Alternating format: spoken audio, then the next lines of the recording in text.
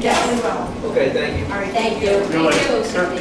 Thank you. So that's 25, that brings us to 43.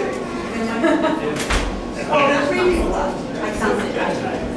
So it's 45, that's 42. It's 42. Do you want to count it, Chief? Do you want to count how many years?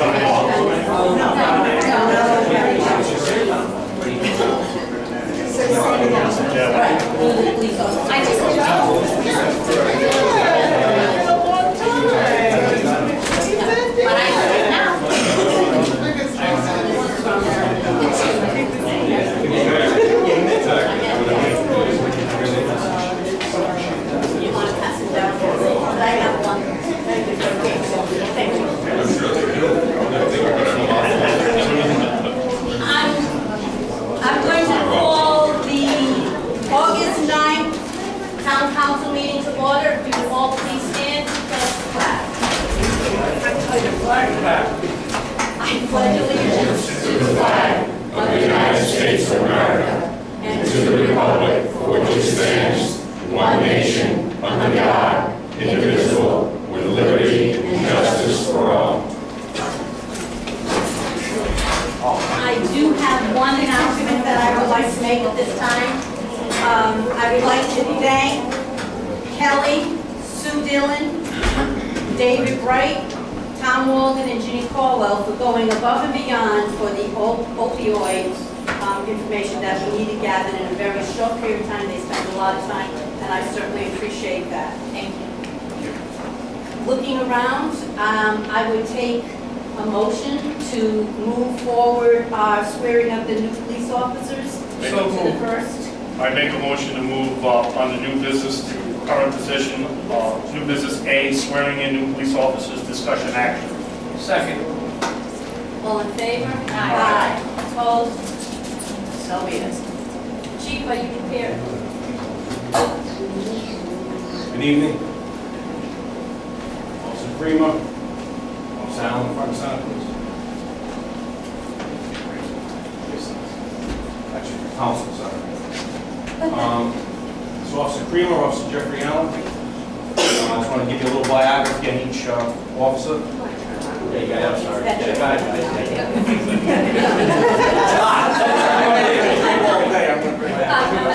Sorry, Seth. So Officer Jeffrey Allen, I'm going to start with his bio. Officer Jeffrey Allen graduated from St. Grayfield Academy. He then earned a degree in Administration and Justice from Roger Williams. Officer Allen started his law enforcement career as a correctional officer with the Rhode Island Department of Corrections. He then joined the Pawtucket Police Department. During his time with the Pawtucket Police Department, he worked in the Patrol Bureau, Criminal Investigation Bureau, and Special Investigations Squad. He retired as a detective after 23 years of service. He has spent the past 6 years with the Rhode Island Capitol Police.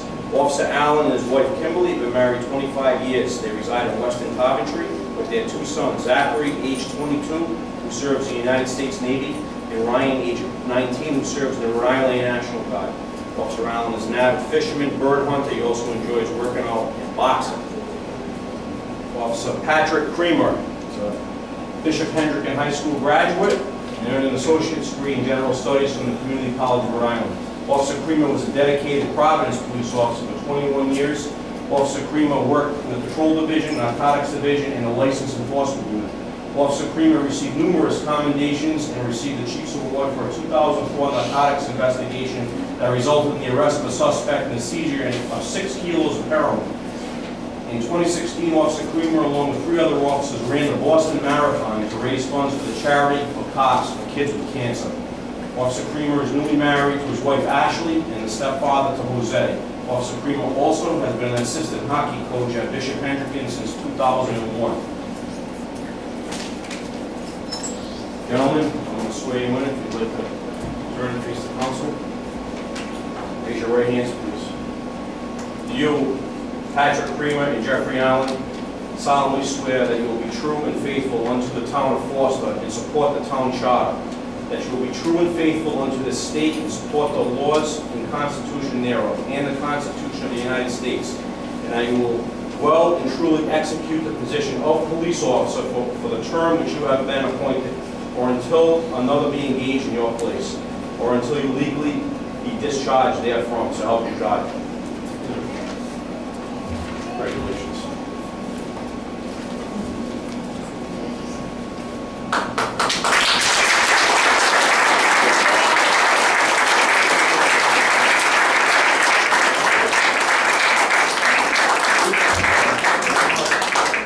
Congratulations. Thank you, sir. Thank you for coming. Thank you. Thank you for having me.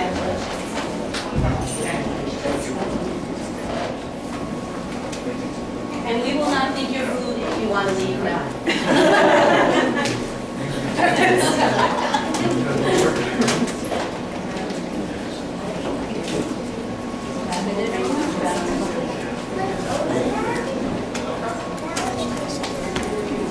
Thank you. See you later, guys. Thank you. Thank you. Be safe, Joe. Good night, guys. Thank you.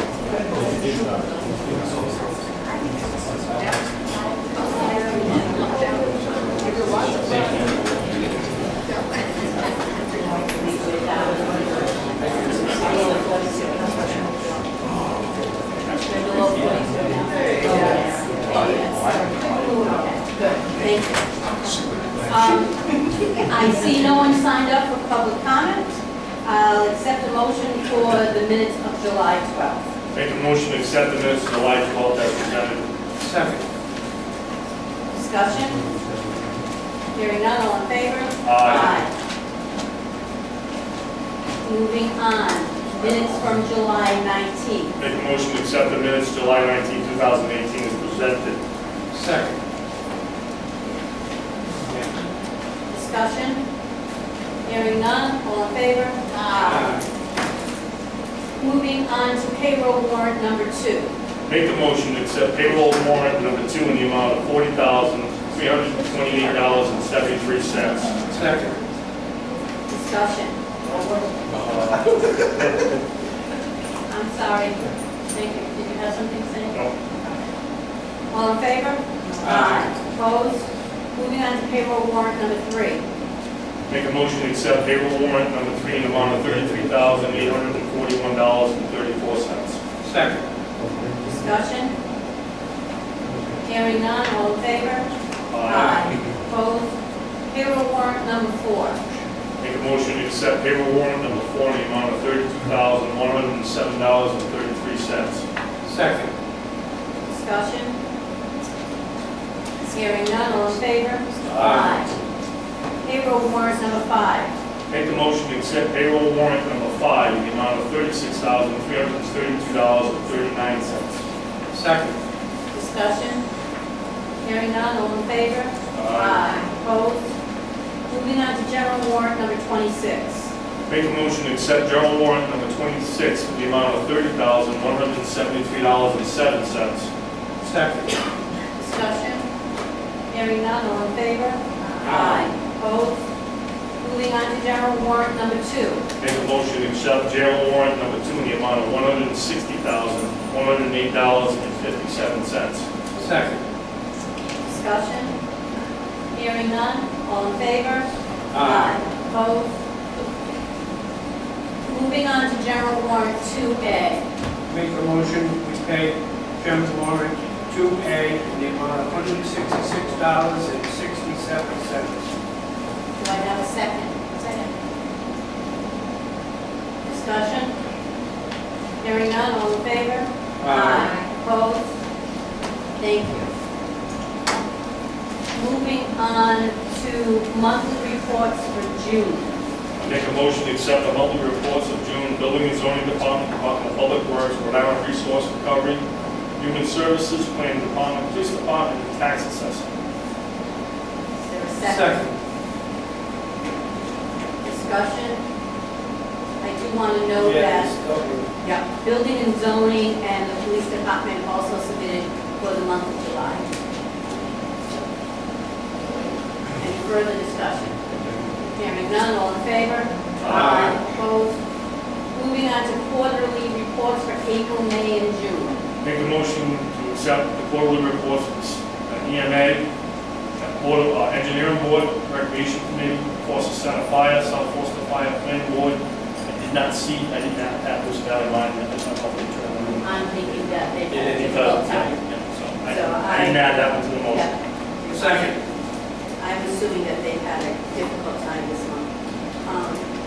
Any discussion? Hearing none, all in favor? Aye. Opposed? Moving on, as I stated earlier, there is no old business. The Rice Auto Parts will be September 9th. The Police Department Technology will be a future agenda item. And we've already done new business swearing in police officers. Wow. So, I know that they're not coming, so, we're just gonna table it until we see Jen's. And the envision, just took it off. Right. So as for the public, we don't even have to table it Can we just wait a minute? What are you asking about on the the? solar, that doesn't even have to table, it just has to be. Right, a future agenda. But Kelly was asking about the Envision. Envision, I'm hoping that we can get them to come along with Genesis.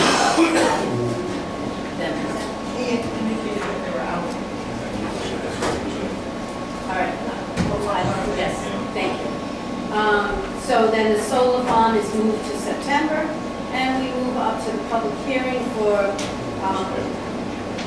Route 6 Yeah, that's fine. outpost gun shop.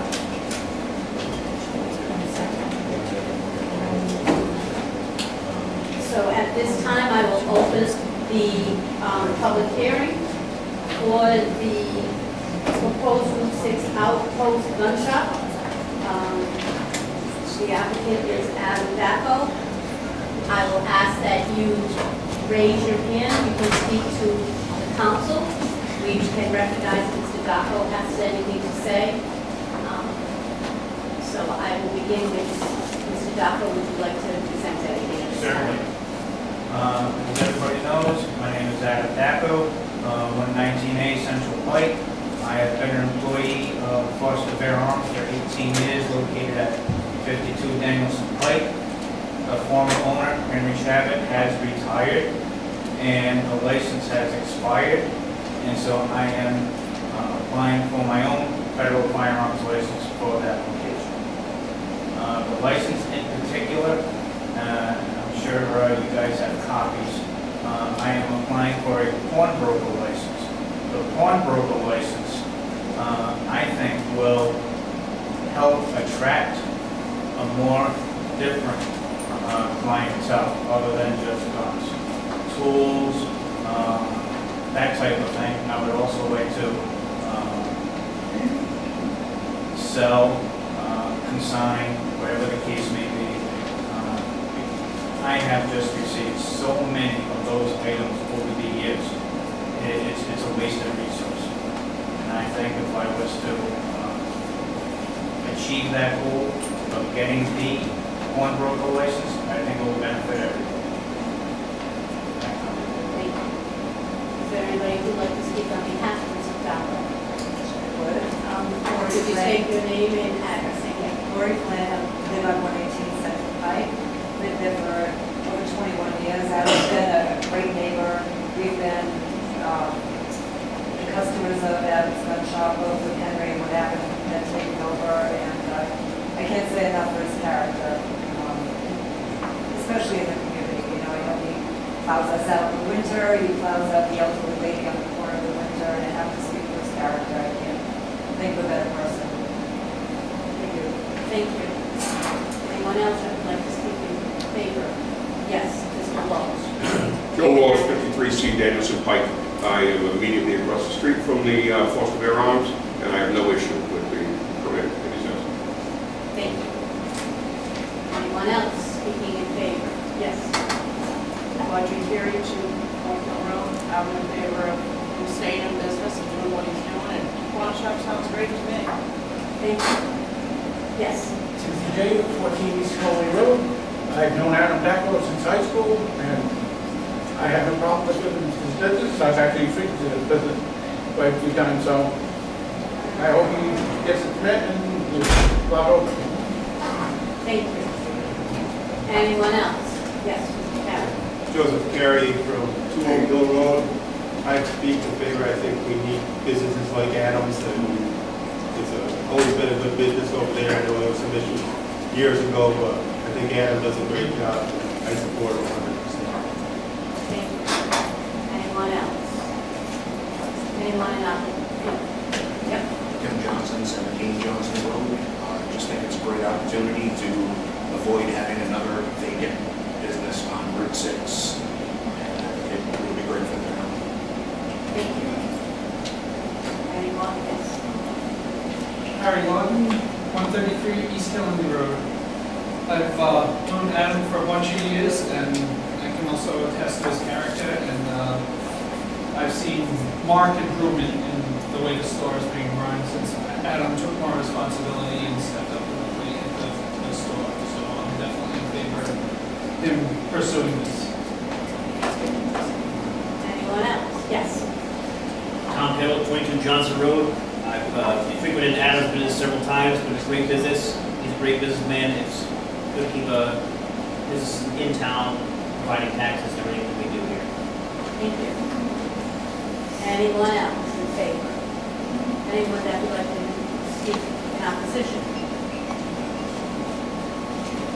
Anyone that would like to speak in opposition? Hearing none, Council, you have the No, I just do want to add that this is strictly for the FFL license, really not the business itself. I am in huge support of anybody who would want to get and apply for a federal firearm license.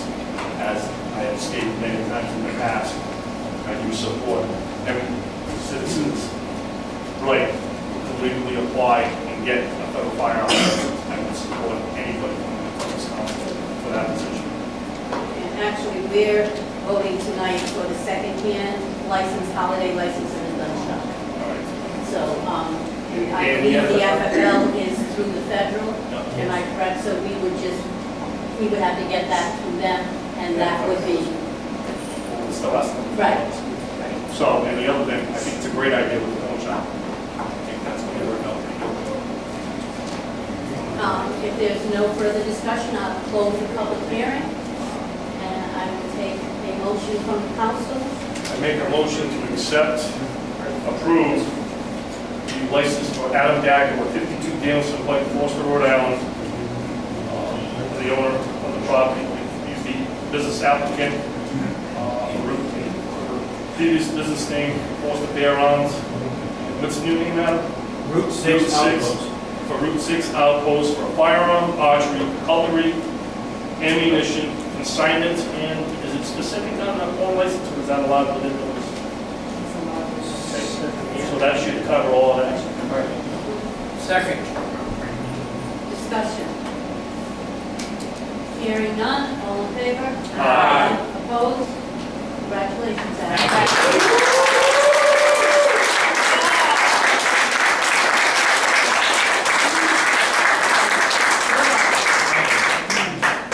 Moving on, we have the Foster Recreation Committee position. We have Eric Devine. Is Mr. Devine here tonight? No. Okay, I spoke to him yesterday on that. What's the pleasure of the council? We have a letter in front of us, just so you know, I won't read it, but it's from Eric Devine requesting to be appointed to be considered for the position of Foster Recreation Committee. And with that, I would make a motion to accept Mr. Eric Devine to the Foster Recreation Committee position as open. Is there a second?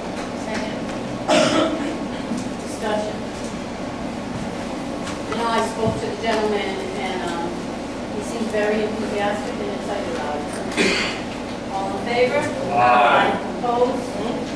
Moving on to the Board of Canvassers applicant. We do have an applicant for an alternate position for the Board of Canvassers. I did check with Mr.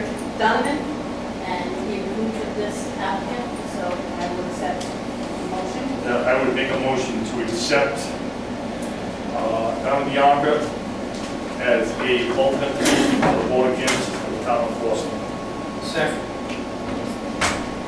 Discussion. I know she couldn't make it tonight, she's delayed at work, but she's quite excited about this position. Any further discussion?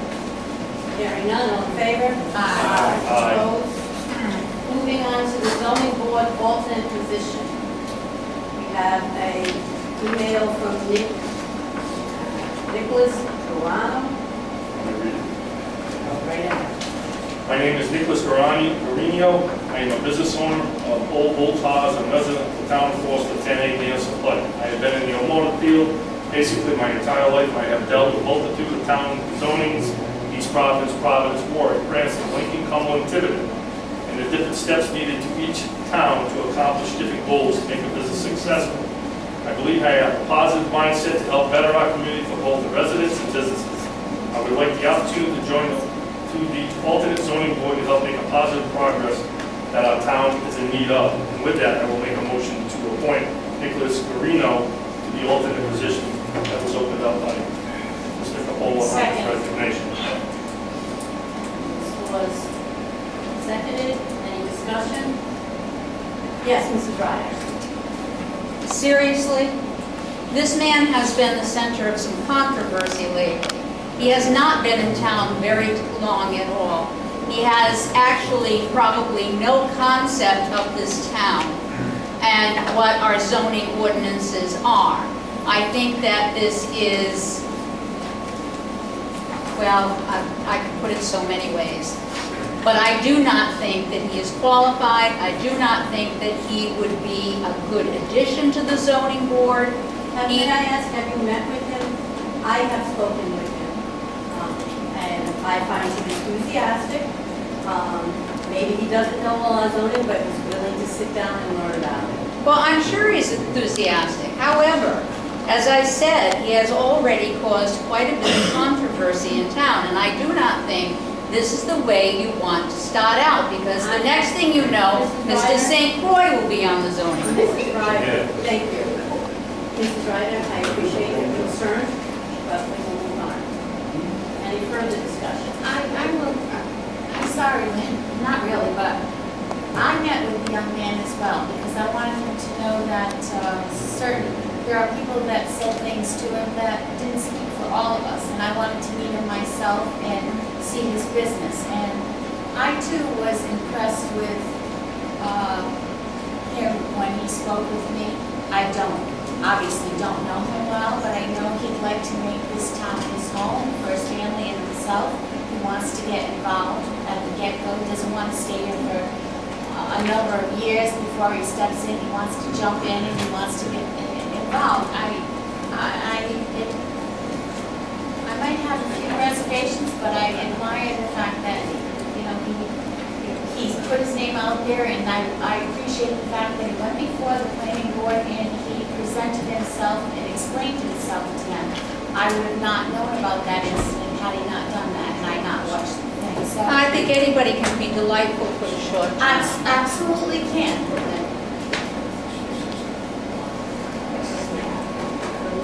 Thank you. Any further discussion? Hearing none, all in favor? Aye. Opposed? Moving on, additions and abatements. I make a motion to accept the tax assessment addition and maintenance. 2018 motor vehicle additions total $1,054.11. Excuse me, 2018. 2016 motor vehicle abatements total $31.49. 2017 motor vehicle abatements total $37.73. 2018, another 2018 motor vehicles total $130.84. Real estate total abatements $287. Second. Discussion? I was just wondering why it's, I'm sorry, on the beginning of 2018, it was additions, not abatements. It was an I'm addition. sorry, I'm going to have to ask the audience to please keep their voices down. Thank you. I just read the top one wrong, I should have said additions. One is that, yes, there was an addition and then abatements. So does everyone understand that? The first one is a total addition for motor vehicle of $1,054.11. I may have actually said that, I was just getting confused when they did the 2018. I did, Any okay. further discussion? All in favor? Aye. Opposed? Moving on, police station building options. I put this on, it was brought to my attention by Mr. Sheldon that the church on, well, the old church, we are Rhode Islanders, is available at 6 and 94. I did go through it with the chief and the captain, and we looked at it and we were excited. I know nothing about buildings, I just thought it was a good look. application. I thought it had an open floor plan, and there were a lot of options that we could do with that. After seeing it, I contacted Mr. Walsh and asked Mr. Walsh to go and look at it.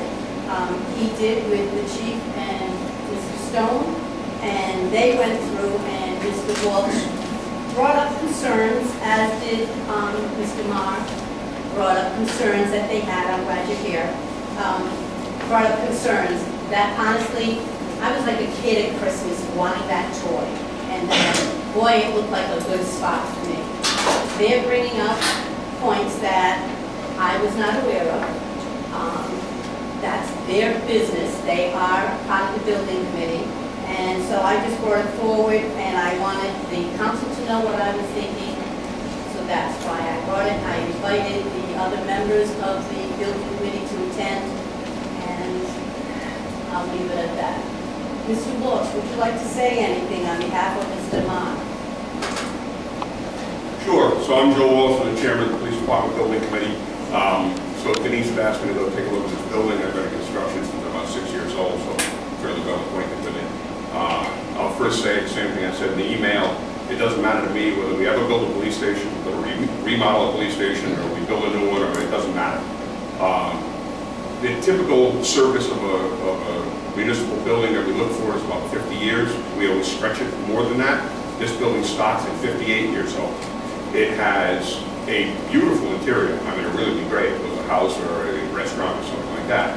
But a police station will take away all that interior, so if that's the drive for it, that's not a good idea. The vintage of the building is 1960, which is concerns of asbestos, which can be in the form of magnesite concrete or masonite in the wall. Any kind of one of those things could be in there. So if the town wishes to go in that direction, it doesn't matter to me, and I don't think it matters to the rest of the building committee in any way, shape, or form. But the town council would have to allocate money to do that. We had enough money allocated to go in one direction, which seemed to be what the mission statement that the town council voted on for us to go in. It doesn't matter at all. If we want to go in this direction, the town council can allocate the money. We'll go and get new plans drawn, and we'll do all those kinds of things, public hearings. It's no issue at all. The only thing that ultimately just from a property purchasing perspective, which I do a lot of, is you would have to be able to tell the current owners that we're going to go through this process, which is going to take 6 months, 8 months, 9 months to get through, and then we can tell them we can buy their property. I mean, they would have to say if that was good for them or not. And as I said, when I went in, I'm totally naive. It's a beautiful building. Contacted, it is very nice. Absolutely. I thought, gee, what we're going to do to the inside of that building isn't probably heartbroken. But I was excited about it, and I contacted the building committee because you are the building committee, and I just wanted to look at that as a possible option. Sure. So, and just to finalize that, so anywhere in commercial remodeling goes to 2/3 of construction cost to 1.5 times the construction cost, depending on what you're running into. Basically, you're looking at full demo of the building, of all the electrical, all the plumbing, all the heating, everything that's in the building. You would have to do testing in all the concrete, the plastic, the linoleum glue, the shingles, and all those things to discover if you had any hazardous materials in there that you would have to abate. And then you would then get into the process of deciding whether you're going to draw plans, offer a price, and all that sort of thing. It doesn't matter to me one way or the other, but we need to do that. It's allocating money to get in that direction. And I appreciate you going out and looking at it. Brendan looked, I guess White Ray had also looked. Yes. So, and Gordy did speak to me about that. But I wanted to bring it to the council's attention that I didn't want anybody thinking I was going behind anybody's back. I just thought that it looked like a good perspective, and I just wanted to throw it out there. Yes. Can I say, it is a good location? That's what I thought. I thought it was, knowing nothing, I thought it was a good location, 6 and 94, right near the school. I even said to the chief if there was a problem and the officers were out, we could run across the street and take care of it. Yes. Hi, Karen Mueller, South Killingly Road. I just have a question. The library had looked at that piece of property, and we had to actually eliminate it because we need a public well for our building. Does the police station need a public well? Because we were told that there wasn't one there and one couldn't actually go in. So just to save you guys money before you do a lot of investigation, that because we were really excited about that location as well. Just throwing out there, I know the property across the street has a public well. It's on the corner of 6 and 94. Well, like I said, I was just throwing that out there. It came to my attention. I thought, as I said, I got excited about it. I saw it, but I wanted to ask the expertise, and I wanted the council to know that's where I belong. Mr. Rogers. Being on the police building committee, as a council representative, I wasn't aware of this, I was not told. Knew nothing about it until back in. One thing that I think I'm an asset on the building committee is I'm in construction. And I do know the setbacks for a public well, and I knew it would have required a public well, and it's 200-foot radius from anybody's leach field septic system within the radius of the property. So, I just wish I was kind of brought on board before tonight, and I actually got information from at the night that I didn't just put down in front of me. So, being on the committee, I feel it's kind of important not to be able to say anything because it's some of this stuff right now. So, I think some of the stuff that Mr. Marr presented here was also in what Mr. Walsh had said, but I just don't know if wanted I need to read.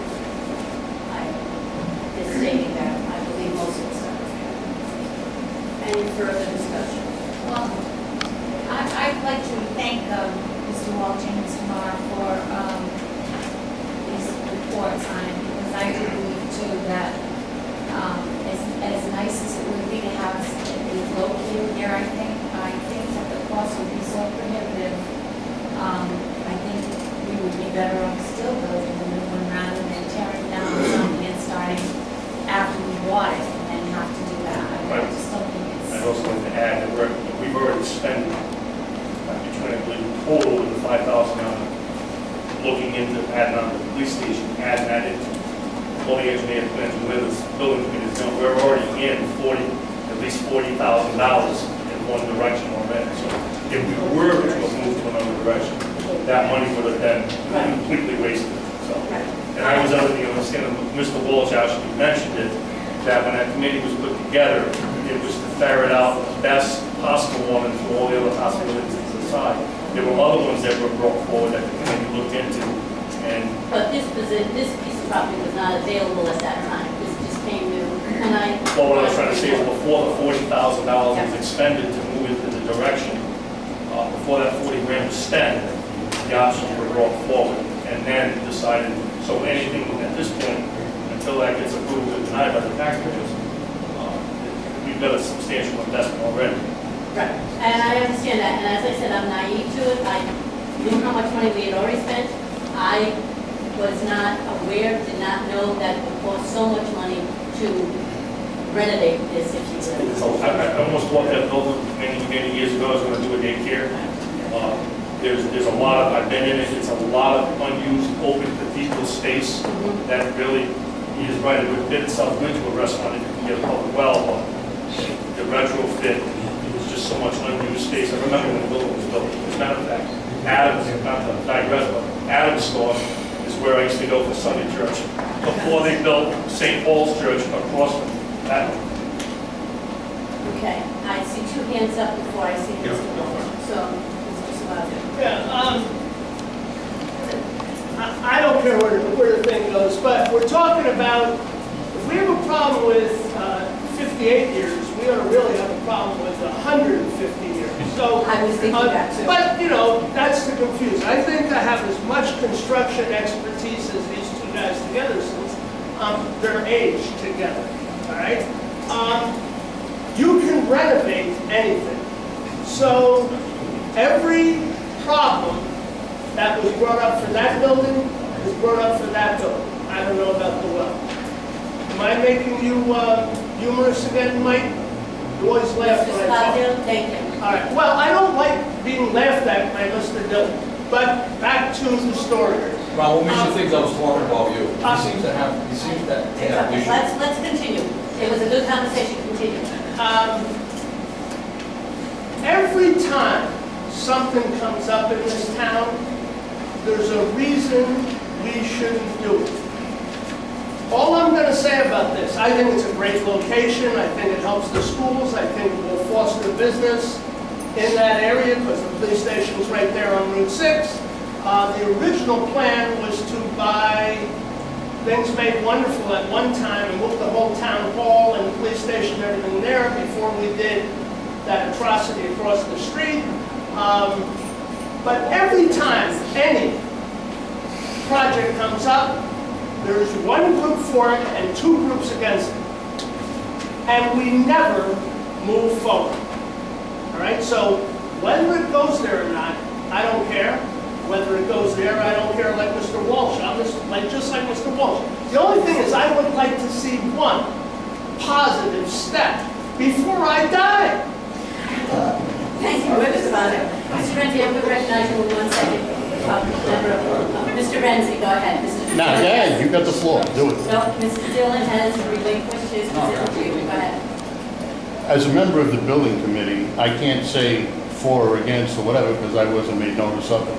You hand chose who you wanted to take in there. So I can't give I'll you, stand corrected. I invited. oh, you Mr. invited Walsh. me? No, I will stand corrected, please. I invited Mr. Walsh and asked him to be the building commissioner. Oh, okay. Well, I can't give you a positive or a negative on it, because other than looking online and seeing the pictures and driving through the parking lot. First thing that the positive that I will tell you is obviously the location, but not the location for the police department per se. Once you take the trees down and make a beautiful facade in the front of the police station, that enhances the property across the street, makes that more valuable, and that's kind of like a cranes in the sky type of thing for Foster, for something positive to happen. The second thing is, being on the building committee, we have a number of $2 million to put a freestanding building, which brought some distractions on. We should spend money and renovate the town hall. Now, at a $380,000 purchase price that building is, I think I'm not a builder, I've only built one thing in my life, yeah. You could spend a lot of money renovating that place, and I believe, with my experience, a lot less than a freestanding building put across the street here, where we can't even move a garage because we're putting new shingles on it, where that would be our own place. But I don't know, because I wasn't invited in there. Mr. Walsh would know better. I'm sure we don't have to invest $1 million in it, Joe, to come up with what we need, do we? So, my, Yes. okay, a lot of hands. So again, you know, it wasn't necessarily a public meeting. Denise asked me to go by, so I wasn't in charge of inviting anybody or anything else. Rough estimate, what I would say, with going on 2/3 of construction cost, based on what we have square footage in the new one, I would expect a conservative number of $800,000 in renovation on that.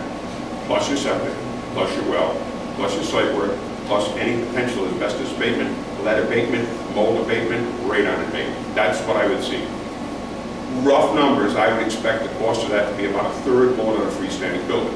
However, with that said, we don't know.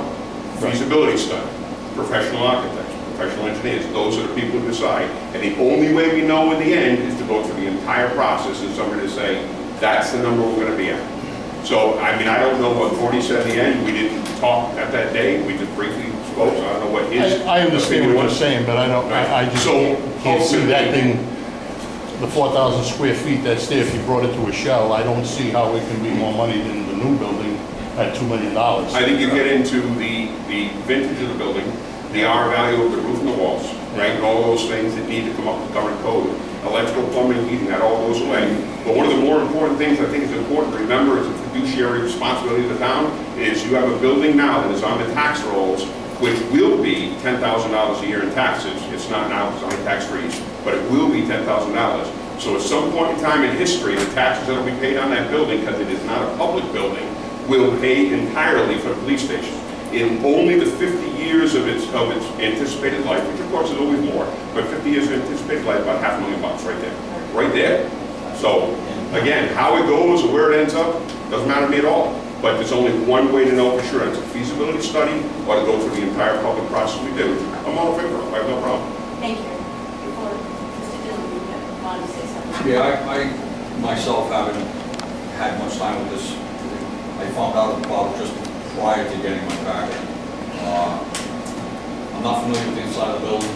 I know renovation costs can be very expensive. The only, I like the location. The only concern I have with this property is pulling off statute. I think that particular property considered a zone 6, and planning board has had a narrative of possibly making some changes on Route 6, and to me, I feel it would look better as a commercial site, which would bring money into the town. Which would ultimately be. I'd like to mention out that he's right, that's probably the most valuable commercial area we have to our town. Is it zone commercial? It can very easily be zoned commercial, just like other properties have. If somebody comes forward, it can be zoned for commercial, yes. I've seen what that was like. Well, you know. I I don't know what you're talking about, because the only places that are in again, it is the intersection of the town. It is a good place for the police department. But I think the trade-off is if you get some kind of a commercial entity there, you'll be getting reasonably, like you said, it's $10,000 a year for the building alone, not counting the $29, $30 we get on tangible. If they put something in it, if it's a doctor's office, you can generate $20,000 to $30,000 a year tangible on top of the $10,000. So you're talking, being conservative, $40,000 to $50,000 a year possibly with a commercial entity going there to generate a year, which would offset a possible. Well, these are all good points, and I'm glad we brought it forward. Mr. Lamar, could you wait for Mr. Stone to say this, please? Thank you. Gordy Brady was with us when we went through the building, and he said that it would be at least as much as a new construction building per square foot or more. He knows. He knows his stuff. Sure. Yeah, I just wanted to touch on the thought that everything that comes out of these visits, these commentaries are negative. It's not really the case. A lot of times that's all you hear. But what I said to you, I try to be open-minded in anything that I said to you. I try to send some positives and some negative. I know you agree with whatever, I don't want to decide it. But regarding what we did, I think there's some definite positives to that. I think it's close to the school that someone touched on, so there's an obvious safety benefit there. I think it's very visible from a town standpoint. I think it's nice to have a municipal building that people can see that they know they're passing through town before they leave. You know, I think there's some positives to that. Having said that, I did not go in the building. You know, I got an email and I took a look. I did a Zillow tour. It looks really cool as, you know, a property. But taking a step back, I did look at the site. And I had some concerns, particularly before we went into it as a town. We should make sure that it's viable as a police station. You know, it's only a 2-acre lot or 2 acres and change, and there's some slope to make sure that it fits both the parking needs of a police station, the well, like you touched on, septic system, whatever you need, because it's a very specialized type of building. The other thing that I think we really need to look at, and someone did point out that it seems like a really great site. It's on a public road. That's true, but it's also really, really close to the intersection. It's something that I think if we're going to pursue it as a town, we need to look into. Is whether or not the DOT or any of the transportation folks are going to have any setbacks from some standoff distances, requirements for that intersection. They're going to be a huge cost or a huge impedance on what you do at this site. So I think there's some really good positives, but I think there's some really big things that the town wants to pursue it. We just need to do a little more due diligence to make sure it's viable. And I think when Joe was talking about the costs, I think he was close. I mean, he was all over. He had a good range, but I think what he's saying is a pretty honest review of what it would cost to reasonably rehabilitate a building. And the other thing that I think he touched on, but didn't get into, when you're doing an existing building, you assume a lot of risk. So when you're doing new construction, you're on the hook. You're saying, this is what I want. I want this wall, I want this concrete. When you're renovating an existing building, once you own it, it's yours. You know, if you start opening up and you find out, oh my God, the basement is made of lead, you know, then you're on the hook for that. And, you know, that's an exaggeration, of course, but you do assume a little more risk when you do that. So it's a little easier to project what new construction costs would be than would be a renovation project. So I just wanted to praise the town council. I haven't been part of this planning, unfortunately, but I just wanted to praise the town council for looking into every option. I think that's a great thing to do. We've been trying to build a library. We've been doing the same thing, looking at every option in town.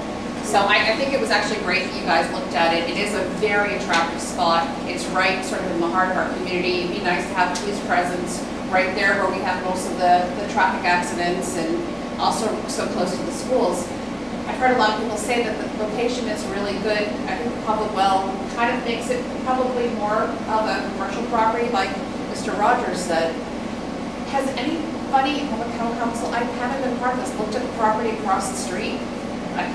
It is a large piece of, you have a church, you have a fire station, if you had a police station there, it would sort of be sort of a community complex, and you already have the well, the room for parking, and it would have all the advantages of the place across the street, and you could build from scratch. I believe they're asking over 850 or 860 or $70,000 for that. Oh, I thought when we acquired it, it said $500,000. 560 was. They gone down. Yeah, they've gone down. So it's, I mean, I know the other place was 380.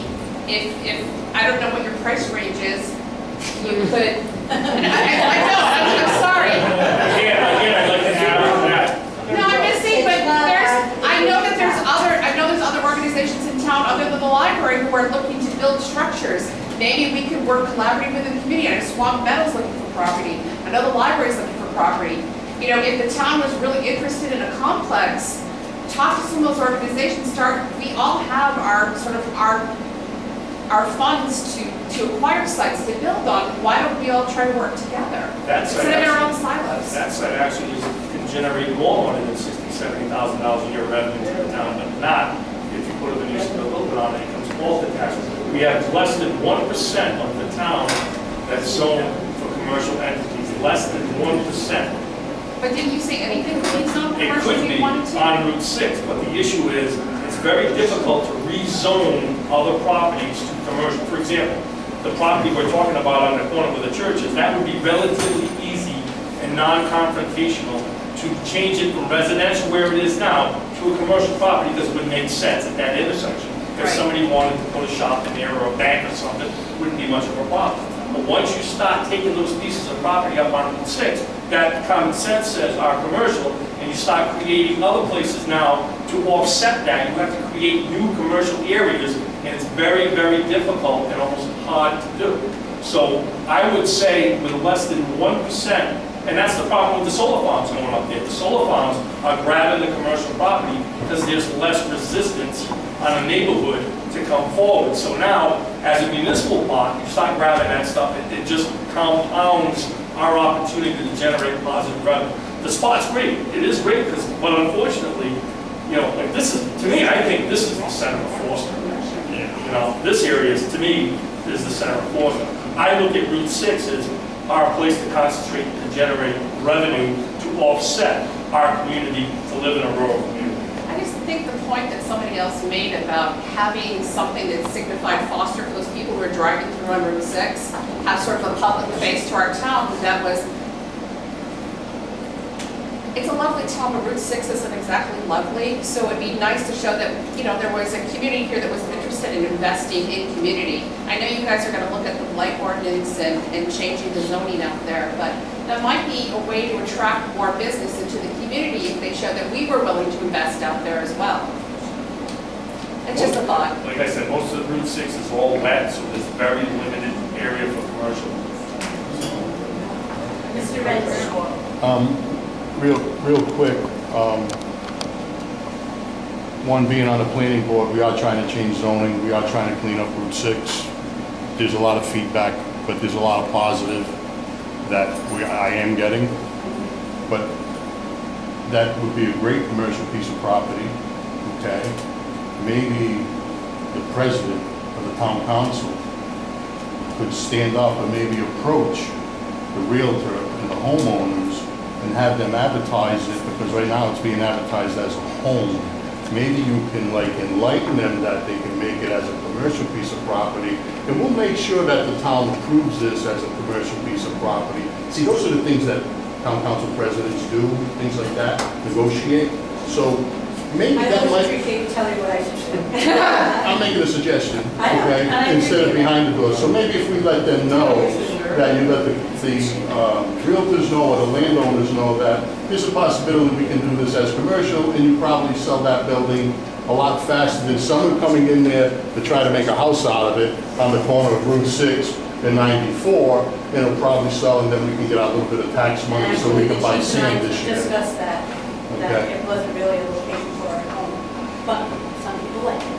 But I thought, I just want If to they had say, dual purposes, not to interrupt you, if the landowner had dual zoning, had the opportunity to sell it as agricultural or business, whoever approaches them, if they want to have a family and live in a house, go for it.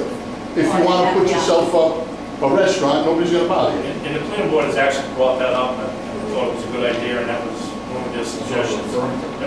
I think it's a great idea, and they stop talking about it. The whole Route 6 should be that way. Mr. Walsh.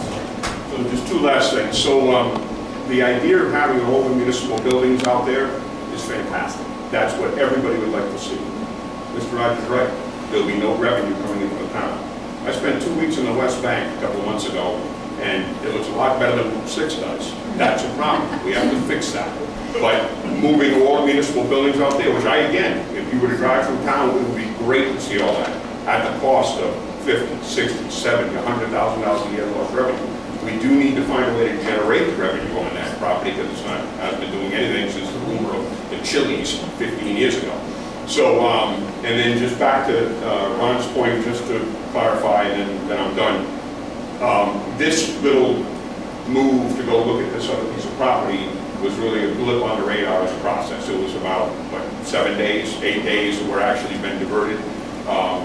The building committee has been going on about 2 years and 3 months, something like that.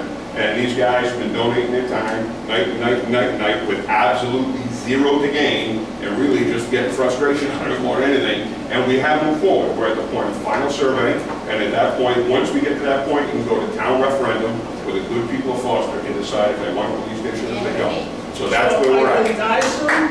Pardon me? I'm hoping you don't die. I'm hoping you don't. I'm hoping we can give you a tour of the police station. I think it's going to keel over. Yeah. One thing, about, just for the hell of it, 20 years ago, this piece of property right here, 14 acres, was for sale. The town didn't buy it. That would be the town, the center of Foster. 3 years ago, the 2 yellow houses were for sale. And we would have had a complete center of town. John Lewis, Roger Hawes were positive votes. The other 3 people on that council, whoever they were negative votes. So we don't have a center of town. Could have owned that street, closed it, renovated the whole space. I talked to the library about that building. She said, well, you can't put it within 200 feet of a septic system.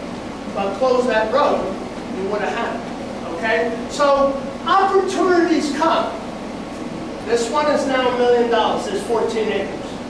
High and dry. Those 2 properties were about 300 and a quarter lost. Before I die, one positive step. Joe? I've been waiting you. No, when you I'm finish, bringing a cake. I'm hitting the ground. Thanks. Shoulda, woulda.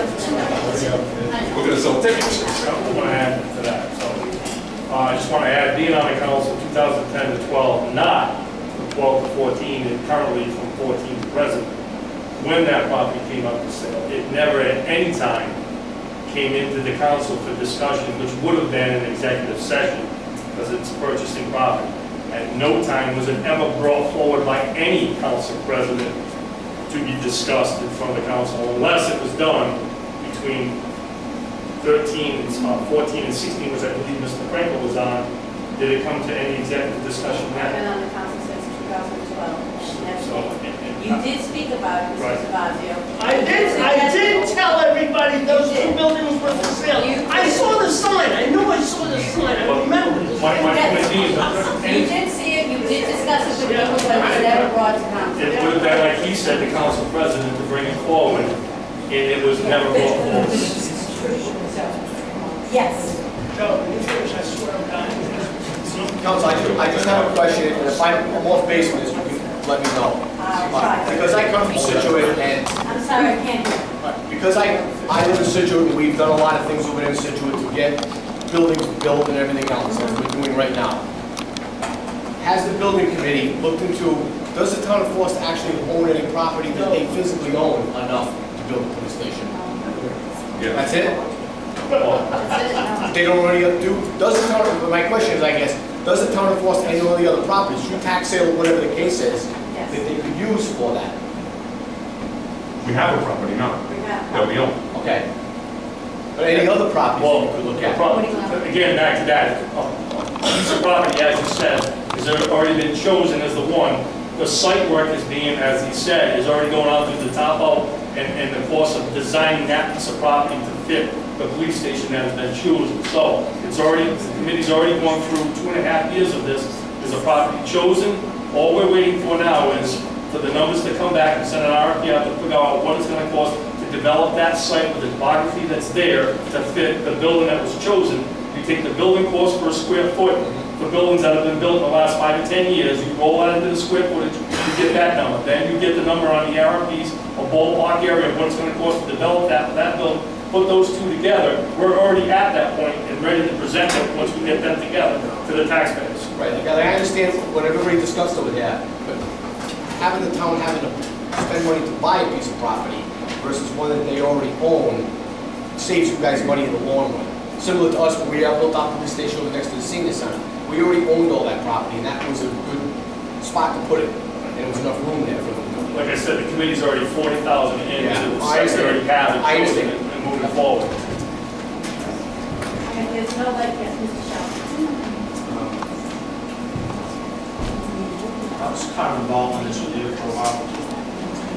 So I did my homework. I called up the Rhode Island State Building Inspectors, or actually call themselves the Rhode Island State Building Code Commission. And I spoke to, at that point in time, the only distraction that I heard was about the electrical. I talked to the electrical inspector. He won't commit himself to having to change. He says, I'll look at it. The next guy he passed me off to was Warren Ducharme, who was apparently their architect. And he's familiar with the building. And we went from listening to being enthusiastic. He's a resident of the town, for those of you that don't know. He's enthusiastic. He seems to think that, I mean, he's got some plans that go way beyond what I was thinking, but he sent me this piece of paperwork here, which is 60 pages. It's called the Rhode Island State Rehabilitation Building and Fire Code for Existing Buildings and Structures. Put out by Department of Administration Joint Committee on the Rehabilitation Building and Fire Code for Existing Buildings and Structures. And we talked at length about this. I've been through it as well. I've been through it with the chief and his captain. And I watched them go from what we're looking at to kind of enthusiasm too. I hope you don't mind my saying that. No, not at all. I'm very transparent. There's nothing in these documents to say we're going to rip out all the line piping or whatever. Nothing. And I had discussed that with them too. And again, that's predicated upon an inspection. The public water supply issue, there's a system in place where they have volunteers that work for, they're out of URI. Anyway, they come and check the water twice a year. That solves that issue. The other complaints that I heard, or the detraction, I'm sorry, I didn't mean to characterize it. The other detraction that I heard was, well, it's got to have an elevator. I was quoted to me from the person that told me that it's $300,000, and he attributed that to Mr. Walsh. Now, when you first formed the building committee, building station committee, or whatever, first that Mr. Walsh decided to shoot down the idea of adding to the town hall. Could we just stay on? We are. There's a reason I'm saying this. But, okay. He claimed $400,000 for an elevator. I said nothing to him at the time, but I did go up to him after the meeting and said, 88 compliance elevators are easily available for about 15. I mean, he's probably looking at me in my blue jeans and sweatshirt saying, who are you? And I didn't say anything about it. The third meeting of the same committee, Mr. Renzi appeared, and he came up to come up with one for $28,000. The number for that was also ignored. My understanding is now Mr. Walsh is claiming $300,000 for this building. I can't help but think that Mr. Walsh's idea is to send you off in a different direction than the one that this may send you into. I got a couple things to read here. Nothing in this chapter shall be interpreted as requiring the repair, renovation, alteration, or reconstruction of existing buildings which are in compliance with current building and fire codes. If the building was originally inspected and determined not to be in compliance, they would have to be fixed. There's three options for the fix. First, the owner may correct the siting deficiencies and bring the building into compliance with the fire and building code provisions in question. The second option would be to apply for an appropriate variance with either the fire board or the building board. The third option would be to present the authority having jurisdiction a plan of action to bring the facility into compliance with the provisions of the code. In the case where an owner plans to unilaterally proceed with the repair, it goes on to say, the owner shall submit plans under this code. Nothing herein shall prevent the owner from submitting plans for review under the current building code and fire code. Let's start out more here. Non-conforming rights, section 103, existing buildings. Buildings in existence at the time of the adoption of this code may have their existing use or occupancy continue. If such use or occupancy was legal at the time of the adoption of this code, provided such continued use is not hazardous to life. Nothing in this code shall be interpreted as requiring the repair, renovation, alteration, or reconstruction of existing buildings.